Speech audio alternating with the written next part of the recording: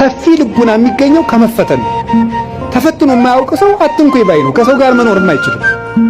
ስለዚህ እግዚአብሔር ከመከራ የተነሳ አሰፋልኝ ያለ ቅዱስ ዳዊት ለዚህ ነው መከራ ትዕግስትን እንዲያደርግ ትዕግስትን ተስፋን እንዲያደርግ እናውቃለን። ተስፋ ደግሞ አያሳፍርም ይላል ቅዱስ ጳውሎስ።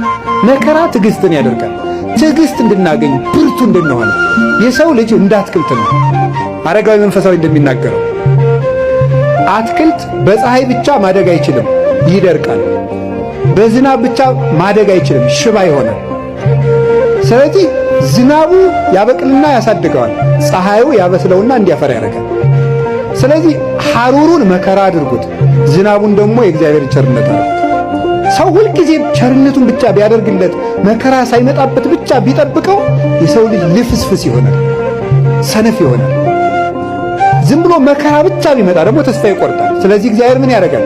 ሰው አትክልት ነውና አትክልቱን ለማሳደግ ከመከራውም ጥቂት ጥበቃውንም ሳያቋርጥ ሁለቱንም እንዲፈራረቁ ያደርጋል። ክረምትና በጋን አላቋርጥም ብሎ ለኖህ የነገረው ይሄን ነው። ክረምትና በጋ መፈራረቃቸው ክረምት ብቻ በጋ ብቻም አይደለም። ክረምትም በጋም የራሳቸው ጥቅም አላቸው።